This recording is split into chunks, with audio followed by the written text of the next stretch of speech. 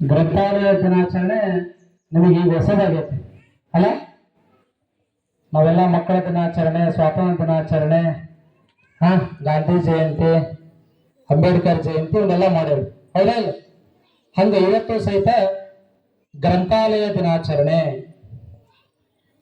ಜ್ಞಾನದಿಂದಲೇ ಇವರು, ಜ್ಞಾನದಿಂದಲೇ ಪರವು, ಜ್ಞಾನವಿಲ್ಲದಲೇ ಸಕಲವೂ ತಾನಿದ್ದು ಹಾನಿ ಕಾಣಯ್ಯ ರಾಮನಾಥ ರಾಮನಾಥ. ಅಂದ್ರೆ ಜ್ಞಾನ ಇಲ್ಲ ಅಂತ ಅಂದ್ರೆ ಏನೂ ಇಲ್ಲ ಅಂತ, ಜ್ಞಾನದಿಂದನೇ ಎಲ್ಲವೂ ಅಂತ. ಜ್ಞಾನ ಅನ್ನೋ ಒಂದು ಅಸ್ತ್ರ ನಮ್ಮ ಹತ್ರ ಇತ್ತು ಅಂದ್ರೆ ಜಗತ್ತಿನಲ್ಲಿರ್ತಕ್ಕಂಥ ಪ್ರತಿಯೊಂದನ್ನು ಸಹಿತ ನಾವು ಏಕೈಕ ಅಸ್ತ್ರದಿಂದ ನಾವೇನ್ ಮಾಡ್ಬೋದು ಅಂತಂದ್ರೆ ಪಡಿಬಹುದು. ಆ ಜ್ಞಾನದ ಅಧಿದೈವತೆ ಯಾರು? ಸರಸ್ವತಿ. ಯಾರು? ಸರಸ್ವತಿ. ಸರಸ್ವತಿ ನಿಮಗೆ ಎಲ್ಲಿ ಸಿಗ್ತಾಳ? ಎಲ್ಲಿ ಸಿಗ್ತಾಳ? ಪುಸ್ತಕದಲ್ಲಿ ಸಿಗ್ತಾಳೆ, ಯಾವ್ದೋ ಫೋಟೋದಲ್ಲ. ನಾವು ಫೋಟೋ ಇಟ್ಟು ಪೂಜೆ ಮಾಡ್ತೇವೆ. ನಾವು ಸರಸ್ವತಿಯನ್ನ ಬೆಳಗ್ಬೇಕಾಗಿರೋದು, ಸರಸ್ವತಿಯನ್ನ ಪೂಜಿಸಬೇಕಾಗಿರೋದು ಯಾವಾಗ ಅಂದ್ರೆ ಯಾವಾಗ ನಾವು ಪುಸ್ತಕಗಳನ್ನ ಪ್ರೀತಿಸ್ತೇವೆ, ಯಾವಾಗ ಹೆಚ್ಚು ಹೆಚ್ಚು ಪುಸ್ತಕಗಳನ್ನ ಓದ್ತೇವೆ, ಯಾವಾಗ ನಾವು ಹೆಚ್ಚು ಸಮಯವನ್ನ ಪುಸ್ತಕಕ್ಕೋಸ್ಕರ ಕಲಿತೇವೆ, ಅವಾಗ ನಾವು ಯಾರಿಗೆ ಗೌರವ ಕೊಟ್ಟಂಗಕತೆ? ಯಾರಿಗೆ? ಸರಸ್ವತಿಗೆ. ಸರಸ್ವತಿಗೆ ಅಂದ್ರೆ ಹೋಗಿ ಕುಂಕುಮ ಭಂಡಾರ ವಿಭೂತಿ ಹಚ್ಚಿ ಸುಮ್ಮನೆ ಸುತ್ತದಲ್ಲ, ಸುತ್ತಿದ್ರೆ ಏನೇನು ಆಗೋದಲ್ಲ. ನಾಳೆ ಹೋಗ್ಬೇಕಾದ್ರೆ ನೀವು ಪೂಜೆ ಮಾಡಿ, ಬೆಳಗ್ಗೆ ಸಾಯಂಕಾಲ ಅವೆಲ್ಲ ಪೂಜೆ ಮಾಡ್ರಿ, ಏನೂ ಸಿಗೋದಿಲ್ಲ. ಆದ್ರೆ ನೀವು ಪೂಜೆಯನ್ನು ಮಾಡೋದು ಬಿಟ್ಟು ಅದೇ 10 ನಿಮಿಷ ಕುತ್ಕೊಂಡು ಹೋದ್ರೆ ನೀವು ಒಂದು ನಿಮಿಷ ಆದ್ರೆ ಮಾತಾಡ್ತೀರಿ. ಇಲ್ಲಿ ಮಾತಾಡೋದು ಸುಮ್ಮನೆ ಅಲ್ಲ, ಇಲ್ಲಿ ನಾವುಗಳು ಮಾತಾಡೋದಿಲ್ಲ. ಯಾರು ಮಾತಾಡ್ತಿರ್ತಾರೆ? ಇಲ್ಲಿ ಪುಸ್ತಕಗಳು ಮಾತನಾಡ್ತಿರ್ತವೆ. ಯಾರು ಮಾತನಾಡ್ತಿರ್ತಾರೆ? ಪುಸ್ತಕಗಳು ಮಾತನಾಡ್ತಿರ್ತವೆ. ಅಂದ್ರೆ ಪುಸ್ತಕಗಳ ಪರಿಚಯ ನನಗಿರ್ಬೇಕು, ಪುಸ್ತಕಗಳನ್ನ ನಾನು ಓದಬೇಕು, ಪುಸ್ತಕಗಳನ್ನ ನನ್ನ ಸಂಗಾತಿಯನ್ನ ಮಾಡಬೇಕು, ಪುಸ್ತಕಗಳನ್ನ ನನ್ನ ಸ್ನೇಹಿತರಾಗಿ ನಾನು ಕಾಣಬೇಕು. ಅಂದಾಗ ಆ ದೇವರು ನನ್ನ ಹೊರಗೆ ಬರ್ತಾಳ. ಅಲ್ಲಿಂದ ಮತ್ತಿಲ್ಲಿ ಏನಕ್ಕಳ ಅಂತಂದ್ರೆ ಹೊರಗೆ ಬರ್ತಾಳ. ಅದಕ್ಕೆ ಸಂಸ್ಕೃತದಲ್ಲಿ ಪುಸ್ತಕಸ್ಥಾತು ಯಾ ವಿದ್ಯಾಯ ಪರ ಹಸ್ತಘಾತನು ಧನಂ ಅಂತ ಹೇಳ್ತಾರೆ. ಅಂದ್ರೆ ಬರೀ ಪುಸ್ತಕಗಳಿಂದ ಬರೀ ನಾವು ಜ್ಞಾನ ಪಡ್ಕೊಂಡು ಪರೀಕ್ಷೆ ಬರೆದು ನೌಕರಿ ತಗೊಂಡು ಬರೀ ನಮ್ಮ ಜೀವನವನ್ನು ಸಾಗಿಸೋದು ಅಷ್ಟೇ ಅಲ್ಲ, ಧನಂ ಸಂಗ್ರಹವಲ್ಲ ಅದು. ಪುಸ್ತಕ ಅಂದ್ರೆ ಪುಸ್ತಕದಿಂದ ಜ್ಞಾನವನ್ನು ಪಡ್ಕೊಂಡು ಅದು ಮಸ್ತಕಕ್ಕೆ ಹೋಗ್ಬೇಕು. ಎಲ್ಲಿ ಹೋಗ್ಬೇಕು? ನಮ್ಮ ತಲೆಯೊಳಗಿರ್ಬೇಕು. ಮಸ್ತಕದಿಂದ ಮತ್ತೆ ಬರ್ಬೇಕಾದ್ರೆ ಎಲ್ಲಿ ಬರ್ಬೇಕು? ಎಲ್ಲಿ ಬರ್ಬೇಕು? ಬಾಯಿಗೆ ಬರಬೇಕು. ಬಾಯಿಂದ ಮತ್ತೆ ಇತರರಿಗೆ ಹೋಗ್ಬೇಕು. ಆವಾಗ ಆ ಪುಸ್ತಕ ಓದಿದ್ದು ನಾವೇನಕತೆ ಅಂತಂದ್ರೆ ಸಾರ್ಥಕ ಕತೆ. ಪುಸ್ತಕ ಓದಿದ್ದು ಏನಕತೆ ಅಂದ್ರೆ ಪುಸ್ತಕದಿಂದ ಮಸ್ತಕಕ್ಕೆ, ಮಸ್ತಕದಿಂದ ಬಾಯಿಗೆ, ಬಾಯಿಂದ ಸಾರ್ವಜನಿಕರಿಗೆ, ಸಭಿಕರಿಗೆ, ಜನರಿಗೆ, ಸಮಸ್ತರಿಗೆ ಅದು ಅರ್ಪಣೆ ಆದಾಗ ಮಾತ್ರ ಏನಕತೆ ಅಂತ ಅಂದ್ರೆ ಒಂದು ಪುಸ್ತಕವನ್ನು ಓದಿದ್ದು, ಒಂದು ಪುಸ್ತಕವನ್ನು ಕೊಂಡದ್ದು, ಪುಸ್ತಕವನ್ನು ಗೌರವಿಸಿದ್ದು ಏನಾಗ್ತತೆ ಅಂತಂದ್ರೆ ಅದು ಸಾರ್ಥಕ ಆಗುತ್ತೆ. ಅಂದ್ರೆ ಪುಸ್ತಕಗಳನ್ನ ಯಾರು ಪ್ರೀತಿಸ್ತಾರೆ? ಅದೇನೋ ಒಂದಿದೆ ಸಂಸ್ಕೃತ ಇನ್ನೊಂದು, ಪುಸ್ತಕಾತಂ ನ ನಿದ್ರಾ ನ ಸುಖಿ ಅಂತ ಹೇಳ್ತಾರೆ.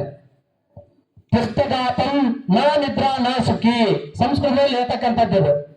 ಏನಂದ್ರೆ ಯಾರು ಪುಸ್ತಕಗಳನ್ನ ಜಾಸ್ತಿ ಇಷ್ಟಪಡ್ತಾರೆ, ಯಾರು ಪುಸ್ತಕಗಳನ್ನ ಹೆಚ್ಚು ಪ್ರೀತಿಸ್ತಾರೆ, ಅವ್ರಿಗೆ ಏನಾಗಲ್ಲ ಅಂತ ಅಂದ್ರೆ ಅವ್ರು ಯಾವಾಗ್ಲೂ ಸುಖಿಗಳೇ, ಯಾವಾಗ್ಲೂ ಸಂತೋಷದಲ್ಲೇ ತೋರ್ತಾರೆ. ಇನ್ನೊಂದು ಏನಂದ್ರೆ ಆ ಸುಖವನ್ನ ತ್ಯಾಗ ಮಾಡ್ತಾರೆ. ಆ ಪುಸ್ತಕಕ್ಕೋಸ್ಕರ, ಜ್ಞಾನಕ್ಕೋಸ್ಕರ, ಜ್ಞಾನದ ಹಂಬಲಕ್ಕೋಸ್ಕರ ಸುಖವನ್ನ ತ್ಯಾಗ ಮಾಡ್ತಾರೆ. ಇನ್ನೊಂದು ಪುಸ್ತಕಾತಂ ನ ನಿದ್ರಾ. ನ ನಿದ್ರಾ ಅಂದ್ರೆ ಏನು? ನಿದ್ದೆ ಮಾಡಂಗಿಲ್ಲ ಅವರು ನಿದ್ದೆಯನ್ನ ಬೆಳೆಸೋದಿಲ್ಲ, ನಿದ್ದೆಯಿಂದ ದೂರ ಹೋಗ್ತಾರೆ. ಹೆಚ್ಚು ಸಮಯವನ್ನ ಏನ್ ಮಾಡ್ತಾರೆ ಅಂತ ಅಂದ್ರೆ ಓದೋದ್ಲಿಕ್ಕೆ ಕಲಿತಾರೆ.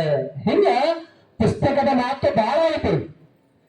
ಇದು ನೋಡ, ನಾವು ಕೆಲವು ದಿನಾಚರಣೆಗಳನ್ನ ಇತ್ತೀಚೆಗೆ ಕಂಡ್ಕೊಂಡವು. ಇದು ಕಳೆದ ಬಾರಿ ಈಗ 2 ವರ್ಷದಿಂದ ನಮ್ಮ ಗ್ರಾಮ ಪಂಚಾಯತಿ ವತಿಯಿಂದ ಬಹಳ ಅದ್ದೂರಿಯಾಗಿರುವ ಒಂದು ಕಾರ್ಯಕ್ರಮ ನಾವು ಗ್ರಂಥಾಲಯ ದಿನಾಚರಣೆಯನ್ನು ಮಾಡಿದ್ವಿ. ಈ ವರ್ಷಕ್ಕಿಂತ ಕಳೆದ ವರ್ಷದಲ್ಲಿ ಅಂದ್ರೆ 2007ರಿಂದನೇ ಪ್ರಾರಂಭ ಆಗಿದೆ ಇದು. ಆದ್ರೆ ಇದು ಜಗಜ್ಜಾಹೀರಾಗಿರೋದು ಎಲ್ಲರೂ ಶಾಲೆಯಲ್ಲಿ ಆಚರಣೆ ಮಾಡ್ತಕ್ಕಂಥದ್ದು ಈಗ ಒಂದು 2 ವರ್ಷದಿಂದ ಜಾಸ್ತಿ ಆಗೈತಿ. ಹಾಗಾದ್ರೆ ಇಂಥ ಒಂದು ಗ್ರಂಥಾಲಯ ದಿನಾಚರಣೆ ಆಗ್ಬೇಕಾದ್ರೆ ಅದಕ್ಕೇನಾದ್ರೂ ಒಂದು ಇತಿಹಾಸ ಇರಬೇಕಲ್ಲ. ಹಲೋ, ಹಾಗಾದ್ರೆ ಗ್ರಂಥಾಲಯ ದಿನಾಚರಣೆಯನ್ನ ಯಾಕೆ ನಾವು ಆಗಸ್ಟ್ 12ನೇ ತಾರೀಕು ಯಾಕೆ ಆಚರಣೆ ಮಾಡ್ತೇವೆ? 13 ಏನ್ರಿ ಸರ ಮತ್ತೆ 12 ಅಂತೇಳಿ ಇವತ್ತು ನೀವು 13 ಇವತ್ತು ಆಚರಣೆ ಮಾಡಕತ್ತೀರಲ್ಲ ಅಂತ. ಅದಕ್ಕೆ ಕಾರಣ ಇದೆ. ನಿನ್ನೆ ಕರ್ನಾಟಕದಾದ್ಯಂತ 1 to 5th PST primary school teacher ಒಂದು ಮುಷ್ಕರ ಇತ್ತು. ಭರ್ತಿ ಕೊಡಬೇಕು, ನಮ್ಮನ್ನ ಉನ್ನತೀಕರಿಸಬೇಕು, ನಮ್ಮ 6ರಿಂದ 8ಕ್ಕೆ ಹೆಡ್ ಮಾಸ್ಟರ್ ಆಗಿ ಹೈಸ್ಕೂಲ್ಗೆ ಹಿಂಗೆ ಒಂದು ಕಾರ್ಯಕ್ರಮ ಇತ್ತು. ಬಹುಸಂಖ್ಯೆಯಲ್ಲಿ ಸುಮಾರು 75ಕ್ಕೂ ಹೆಚ್ಚು ಜನರು ಶಿಕ್ಷಕರು ಆ ಒಂದು ಫ್ರೀಡಂ ಪಾರ್ಕ್ ನ ಮುಷ್ಕರದಲ್ಲಿರೋದ್ರಿಂದ ನಿನ್ನೆ ದಿನಾಚರಣೆ ಏನಾಗಿದೆ ಅಂತಂದ್ರೆ ಇವತ್ತು ನಾವು ಆಚರಣೆ ಮಾಡ್ತಾ ಇದ್ದೀವಿ. ಹಾಗಾದ್ರೆ ಆಗಸ್ಟ್ 12ನೇ ತಾರೀಕು ಯಾಕೆ ಆಚರಣೆ ಮಾಡ್ತೇವೆ? ಯಾರಾದ್ರೆ ನೋಡೋಣ. ಆಗಸ್ಟ್ 12ರಂದನೇ ಯಾಕೆ ನಾವು ಗ್ರಂಥಾಲಯ ದಿನಾಚರಣೆಯನ್ನು ಆಚರಣೆ ಮಾಡಬೇಕು? ಯಾಕೆ ಜೂನ್ ಶಾಲೆ ಸ್ಟಾರ್ಟ್ ಆಗ ಮಾಡ್ಬೋದು, ಬೇರೆ ದಿನಗಳಲ್ಲಿ ಮಾಡ್ಬೋದು, ಇವತ್ತ ಯಾಕೆ ಮಾಡೋದು ಅಂತ 12ನೇ ತಾರೀಕಿಗೆ ಯಾಕಂತ ಯಾರಿಗಾದ್ರು ಗೊತ್ತಿದೆಯಾ?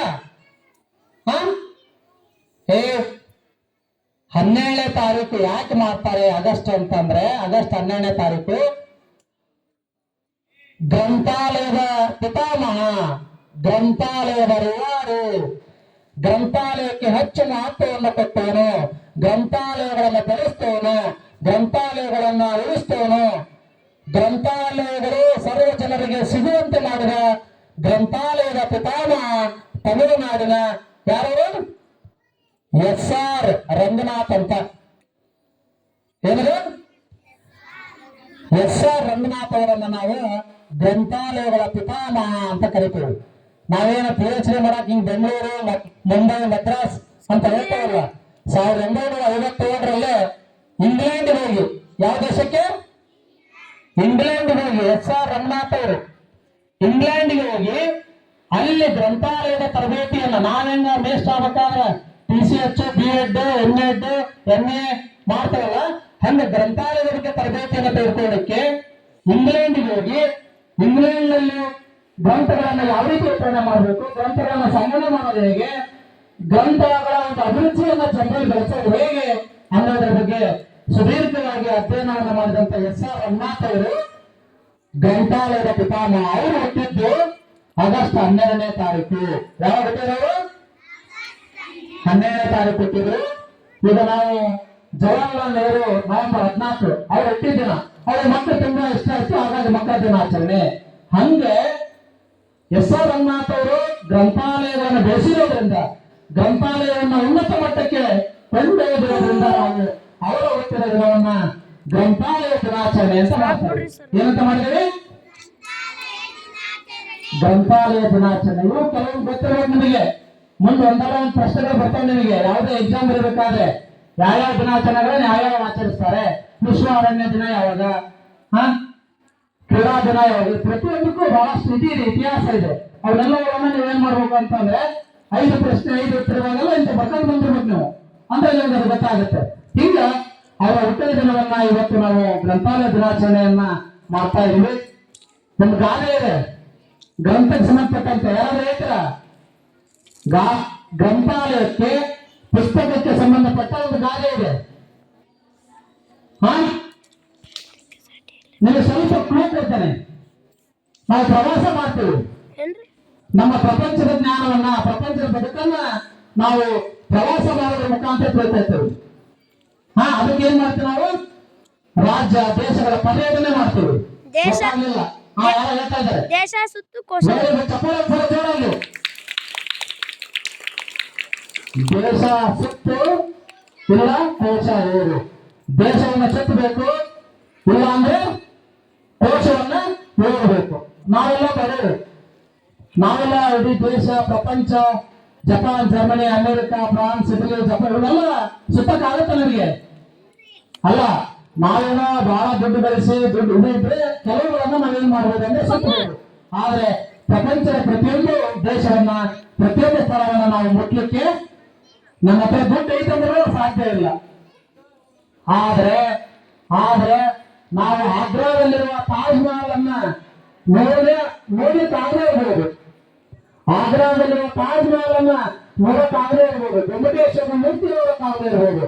ಆದ್ರೆ ಪುಸ್ತಕ ಇತ್ತು ಅಂತಂದ್ರೆ ಆ ಪುಸ್ತಕದಲ್ಲಿ ವೆಂಕಟೇಶ್ವರ ವಿಗ್ರಹ ಎಷ್ಟೆಲ್ಲ ಇದೆ, ಅದು ಕಟ್ಟಿಸಿದವರು ಯಾರು, ಅದ್ರ ವಿಶೇಷತೆ ಏನು, ಎಲ್ಲವನ್ನ ನಾವೇನ್ ಮಾಡ್ತೀವಿ ಅಂತಂದ್ರೆ ಪುಸ್ತಕದಿಂದ ತಿಳ್ಕೊಳ್ತೀವಿ. ಅದಕ್ಕೆ ದೇಶ ಸತ್ತಬೇಕು, ಇಲ್ಲ ಅಂದ್ರೆ ಕೋಶನ ಓದ್ಬೇಕು. ಓದಬೇಕು. ಹೌದಲ್ಲ, ಇದು ಪುಸ್ತಕ ಮಾಡ್ತಕ್ಕಂಥ ಕೆಲಸ. ನಮಗೆ ಅಲ್ಪ ಹಣದಲ್ಲೇ ಕಡಿಮೆ ಖರ್ಚಿನಲ್ಲೇ ಜಗತ್ತನ್ನ ಪರಿಚಯ ಮಾಡುವ ಏಕೈಕ ವಸ್ತು ಅಂತ ಇದ್ರೆ ಯಾವುದು? ಪುಸ್ತಕ. ಯಾವುದು? ಪುಸ್ತಕ. ಪುಸ್ತಕ.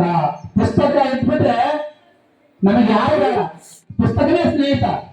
ನೀವು ಪುಸ್ತಕ ಪ್ರೀತಿ ಮಾಡಿದ್ರೆ ಅಂದ್ರ ನಿಮ್ಮ ಮನೆಗೆ ಇವತ್ತೆಲ್ಲರೂ ಜಾತ್ರೆ ಹೋಗ್ಯಾರ, ರಜೆ ಐತಿ, ಒಬ್ಬನೇ ಇದೆ ನೀನು, ನಿಮ್ ಜೊತೆ ಆಟ ಆಡೋಕೆ ಯಾರು ಇಲ್ಲ, ನಮ್ ಪುಸ್ತಕ ಐತೆ ಅಂತಂದ್ರೆ ನೀನು ಓದ್ತಾ ಇದ್ರೆ ಸಮಯ ಕಳೆದೇ ಗೊತ್ತಾಗಲ್ಲ.